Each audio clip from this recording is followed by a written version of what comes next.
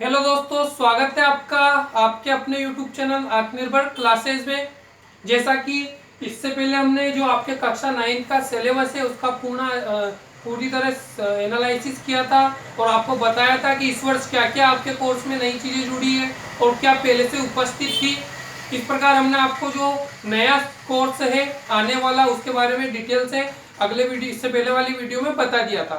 अब हम आपके लिए लेके आए हैं आपका पहला पार्ट, जो कि पहला पार्ट है आपका लेसन 1 हमारे आसपास के पदार्थ। यानी कि इस पार्ट में हमें हमारे आसपास पाए जाने वाले पदार्थों के बारे में जानकारी मिलेगी और हम जानेंगे कि पदार्थ जो होते हैं किस किस अवस्थाओं में पाए जाते हैं और कितने प्रकार के होते हैं। तो चलो हम बढ़ते हैं। जैसा कि सबसे पहले इसमें पार्ट में शब्द आ रहा है पदार्थ।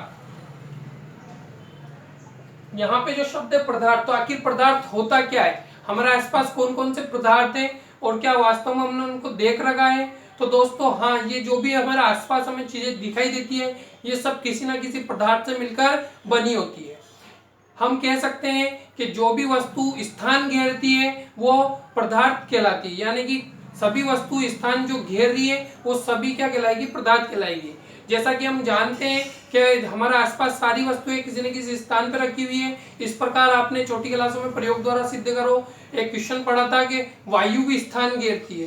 तो इससे पहले आपने जो 8वीं 7वीं क्लास है उसमें जाना था कि वायु भी एक प्रकार से क्या घेरती है, स्थान। तो यहाँ पे वायु भी एक क्या है, हमारे लिए पदार्थ है। यानी कि हमारे आसपास और इस प्रकृति में जो भी चीज स्थान घेरती हो, कुछ किसी ना किसी रूप में उपस्थित हो, वो सब पदार्थ कहलाता है।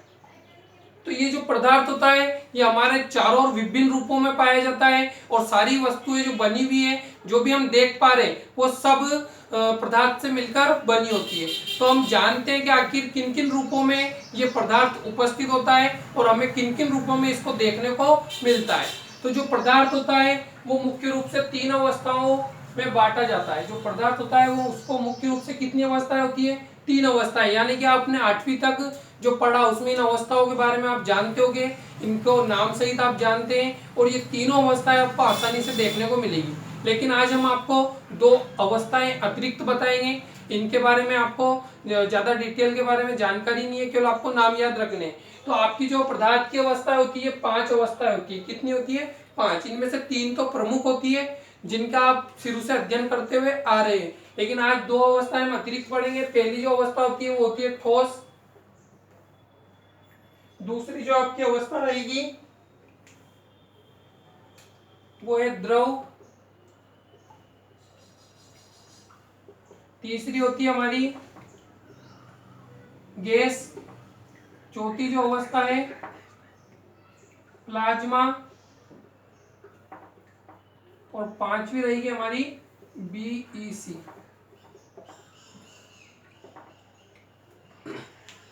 यानी कि ये जो 2 अवस्था है इनका नाम आप पहले से नहीं जानते थे, यह आपको पहली बार सुनने को मिलेगा। यानी कि ठोस अवस्था, द्रव अवस्था और गैस अवस्था, ये तीनों अवस्थाएं हम बचपन से देखते हैं और हमारे आसपास आसानी से देखने को मिल जाएगी। लेकिन इसके अतिरिक्त जो 2 अवस्थाएं हमारी होती है, इसमें से एक अवस्था हमारी प्लाज्मा अवस्था होती है और एक रहेगी हमारी बीईसी। बीईसी की फुल फॉर्म होती है बोस आइंस्टीन कंडेंसेट। ये नई अवस्था है और बिल्कुल इस अवस्था को, जैसा कि अपने वैज्ञानिक थे उनके आधार पर इसका नाम रखा गया है बोस आइंस्टीन कंडेंसेट। यानी कि हमारे भारत के द्वारा खोजी गई अवस्था है और इनके बारे में अभी तक इतनी ज्यादा डिटेल वैज्ञानिकों को नहीं मिल पाई है और इनका अध्ययन अभी भी वैज्ञानिक सतत रूप से कर रहे हैं और इनके बारे में अधिक जानकारी जुटाने का प्रयास कर रहे हैं। लेकिन जो 3 प्रमुख अवस्थाएं होती है इनकी संपूर्ण जानकारी हमारे सामने है और ये हमें आसानी से हमारे आसपास देखने को मिल जाती है। तो हम इन अवस्थाओं के बारे में आज डिटेल से पढ़ेंगे। जो हमारी सबसे पहली अवस्था है वो अवस्था है हमारी है ठोस अवस्था।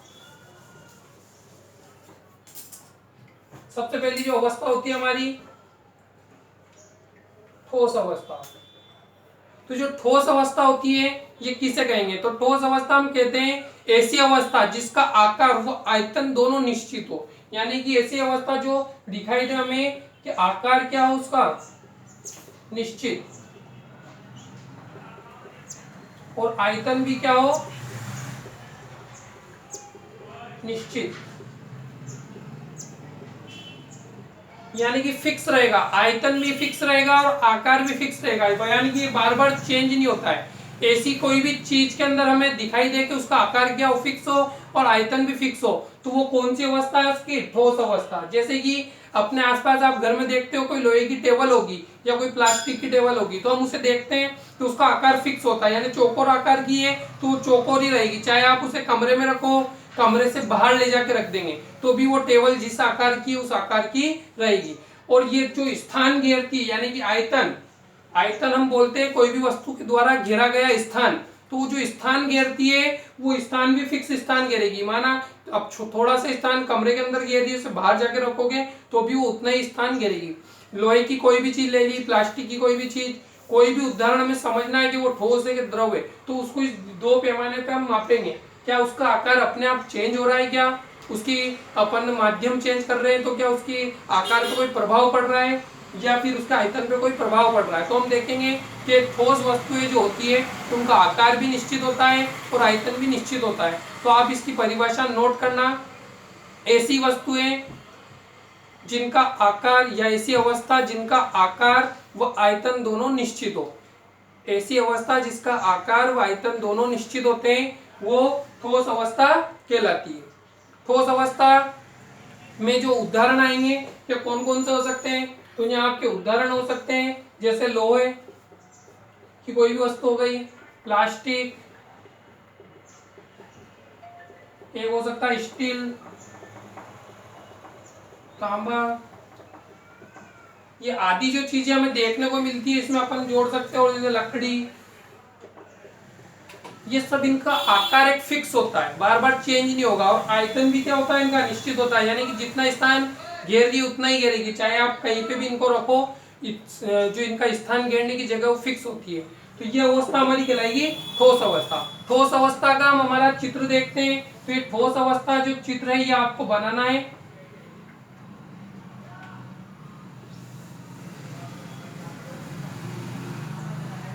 ठोस अवस्था का जो चित्र होता है इसके अंदर हम इसके आंतरिक संरचना की बात करें तो इसके जो अणु होते हैं ठोस अवस्था में वो एक निश्चित ज्यामिति में जमे हुए रहेंगे, यानी कि फिक्स उपस्थित रहेंगे ऐसे पास पास।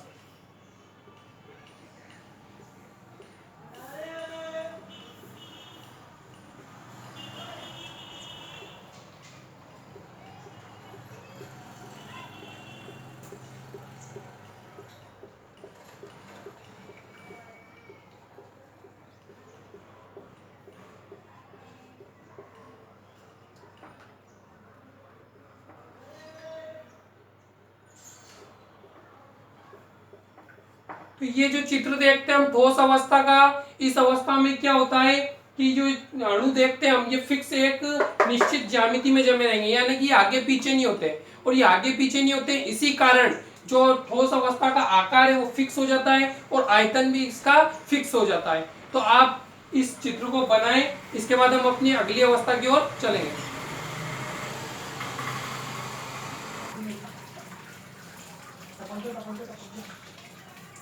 ठोस अवस्था के बाद हमारी जो दूसरी अवस्था है वो हमारी है द्रव अवस्था। तो द्रव अवस्था भी आपके आसपास आपको आसानी से देखने को मिल जाती है, जैसे कि हम पानी को देखते हैं तो द्रव अवस्था में आता है, हम दूध को देखते हैं द्रव अवस्था में आता है, कोई भी तेलीय पदार्थ देखते हैं तो वो भी एक द्रव अवस्था का ही उदाहरण है। तो हम जानते हैं कि आखिर हम पहचान कैसे कर पाएंगे कि कौन सी द्रव है कौन सी ठोस है। तो इस द्रव अवस्था के बारे में हम देखते हैं। जो द्रव अवस्था है इसका भी अपन पता लगाएंगे दो गुणों के आधार पर, एक आकार और दूसरा होता है आयतन। तो किसी भी चीज की जो संरचना होती है उसका आकार है और वो स्थान जो घेरता है वो उसका आयतन कहलाता है। तो जो द्रव का आकार है वो बार बार चेंज होता रहता है, यानी कि ये होता है अनिश्चित। क्या होता है ये?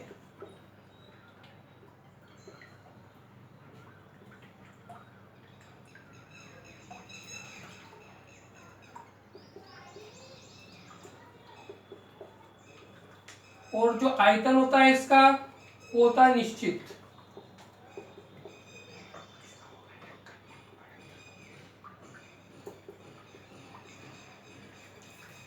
जो हमारी द्रव अवस्था होती है इसका आकार अनिश्चित होगा, वो आयतन निश्चित होता है। आखिर हम इसका पता कैसे लगाएंगे? तो एक सिंपल सा उदाहरण आपको मैं बताता हूँ। जैसे आपके घर पे आ रहा है दूध, दूध की हमने बंदी लगा रही थी 1 लीटर।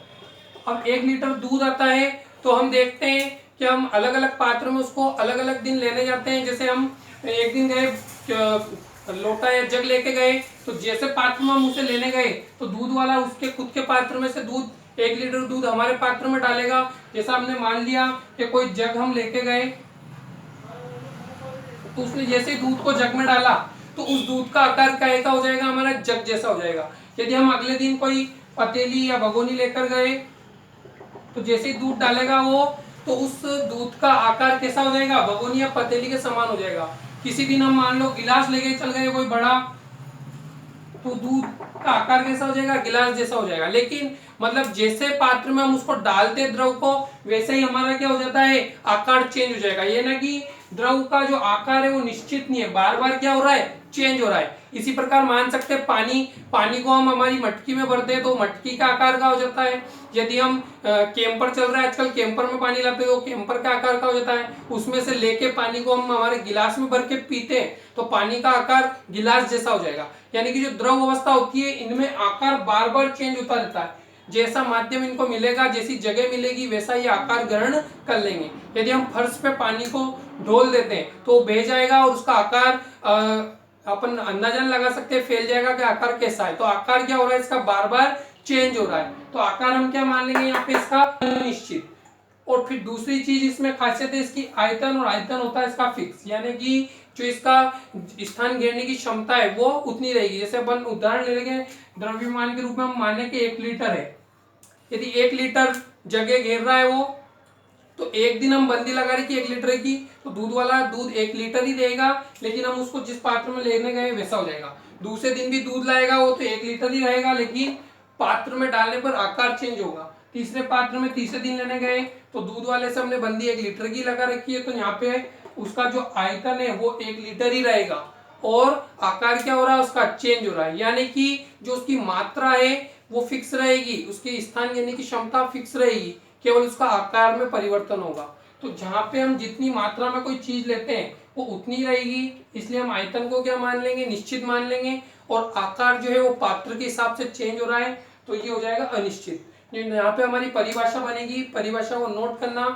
पदार्थ की वह अवस्था जिसका आकार अनिश्चित व आयतन निश्चित होता है उसे द्रव अवस्था कहते हैं। दोबारा से सुन लेना, पदार्थ की वह अवस्था जिसका आकार अनिश्चित व आयतन निश्चित होता है उसे द्रव अवस्था कहते हैं। अब बात करते हैं द्रव अवस्था के उदाहरण कि द्रव अवस्था के उदाहरण क्या क्या हो सकते हैं। तो द्रव अवस्था के हमारे उदाहरण हो सकते हैं, एक उदाहरण हो जाएगा हमारा पानी, एक मान सकते हैं तेल, एक हो जाएगा दूध, कोई भी ऑयल ले सकते हैं किसी भी प्रकार का। तो ये आदि उदाहरण हम देखते हैं, तो ये सब हमारे द्रव अवस्था के उदाहरण है। इसका जो चित्र होता है वो आपको बनाना है। तो इसका जो हम चित्र देखते हैं इसकी आंतरिक संरचना का, तो इसकी आंतरिक संरचना में हमें इस प्रकार से इसके अणु हैं वो दिखाई देंगे।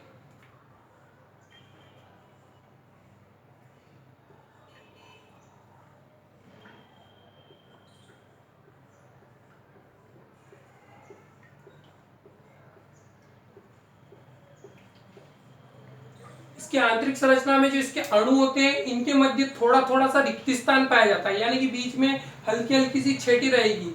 इस कारण जो इसका आकार है ये चेंज होता रहता है, यानी कि अणु है इधर के इधर गति करते रहते हैं। जिस आकार में हम इनको डालते हैं ये उसी प्रकार अपने स्थान में सेट हो जाएंगे। इसलिए जो द्रव अवस्था होती है उसका आकार क्या होता रहता है, बार बार चेंज होता है। वो इसकी आंतरिक संरचना से हमें क्या लगेगा, पता लगेगा। तो आप ये चित्र बना ले, ये द्रव अवस्था का चित्र है। इसके जो अणु है इनमें हल्का सा रिक्त स्थान उपस्थित होना चाहिए, यानी कि थोड़े अणु एक दूसरे से दूर दूर रहेंगे, ज्यादा दूर नहीं रहेंगे, बिल्कुल थोड़ी सी छठी हमें रखनी है। तो ये आपकी द्रव अवस्था हो गई, इसका चित्र आप बनाएं।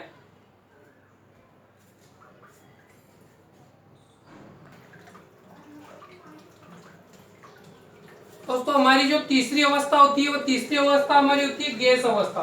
जो गैसीय अवस्था होती है, इस गैसीय अवस्था का जो परिभाषा है, इसका जो पता हम लगाएंगे कि कौन सी अवस्था गैसीय अवस्था होती है, तो इसका भी आधार ये दोनों ही गुण होते हैं। एक आकार देखेंगे और एक हम देखेंगे आयतन। तो हम आकार की बात करें तो गैसीय अवस्था में जो आकार होता है वो अनिश्चित होता है और आयतन भी इसका होता है अनिश्चित। तो ऐसी अवस्था जिसका आकार व आयतन दोनों क्या हो, अनिश्चित हो, तो ऐसी अवस्था को हम बोलते हैं गैसीय अवस्था। जो गैस अवस्था होती है इसका जैसे हम उदाहरण जाने तो हम देखें जैसे हमारे घर में आने वाला एलपीजी सिलेंडर जो लिक्विड पेट्रोलियम गैस होती है, इसका हम उदाहरण लें तो हम देखते हैं कि ये जो इसका आकार है, जब इसको गैस सिलेंडर में भरा जाता है तो इसका आकार कैसा हो जाएगा, गैस सिलेंडर के समान हो जाएगा। तो इसको हमने गैस सिलेंडर में भरा तो इसका आकार है वो गैस सिलेंडर के समान हो जाता है। लेकिन जैसे ही यदि हम कभी गैस को चालू छोड़ देते हैं, गैस लीक हो जाती है तो वो हमारे किचन में फैल जाएगी और जब किचन में फैलती है तो वही गैस जो गैस सिलेंडर में भरी हुई थी उसका आकार गैस सिलेंडर जैसा था, वही गैस लीक होने पे हमारे किचन के आकार की हो जाएगी। हम वहां से मानो बेडरूम में हैं तो वो जो गैस लीक होती हुई उसकी सुगंध हम देखते हैं कि हमारे बेडरूम तक आ गई, इसका मतलब उसका आकार फैल के कैसा हो गया, पूरे कमरे में फैलने के बाद, किचन में फैलने के बाद बेडरूम तक पहुंच गई। इसका मतलब उसका आकार पूरा चेंज हो गया। यदि हमने मोहल्ले में जाकर उस गैस का सिलेंडर रख दिया, पूरे मोहल्ले में गैस फैल गई, तो वो क्या होगा कि पूरे मोहल्ले जैसा उसका आकार हो जाएगा। यानी कि आकार बार बार चेंज हो रहा है। आकार को हम देखेंगे तो बार बार क्या हो रहा है, चेंज हो रहा है। इसी प्रकार आपने सुना होगा कि हम श्वसन के रूप में ऑक्सीजन गैस लेते हैं और ऑक्सीजन गैस की जो मात्रा है वो लगभग 21% हमारी पृथ्वी पर पाई जाती है। तो ये 21% ऑक्सीजन जो है इसका आकार कोई फिक्स नहीं है। हम भवानी मंडी में देखते हैं तो वहां पे भी ऑक्सीजन है और हम विदेश में बात करें तो वहां पे भी इंसान रहते हैं, वहां पे भी ऑक्सीजन है। तो ऑक्सीजन हर जगह है लेकिन इसका आकार क्या है इसका अंदाजा हम नहीं लगा सकते। तो आकार क्या होता है, गैसों का अनिश्चित होता है। यानी कि जितना माहौल मिलेगा, जितनी जगह मिलेगी उतनी जगह में ये फैल जाएगी। तो आकार क्या हो गया इनका, अनिश्चित हो गया। अब बात करते हैं आयतन की। अब आयतन जैसा कि हम जानते हैं कि हमारा जो एलपीजी सिलेंडर है उसमें लगभग 14 केजी गैस आती है, यानी कि 14 केजी जितनी जगह घेरेगी वो। लेकिन उसी गैस को हम जब बाहर लीक कर देते हैं तो गैस उतनी ही है लेकिन वो पूरे में फैल गई, यानी कि अब जगह क्या घेरने लग गई, ज्यादा घेरने लग गई। तो जो आयतन है ये भी इसका क्या होता है, अनिश्चित। यानी कि जितनी जगह मिल रही है उतनी ही जगह ये घेर लेगी। आयतन क्या हो गया इसका, अनिश्चित।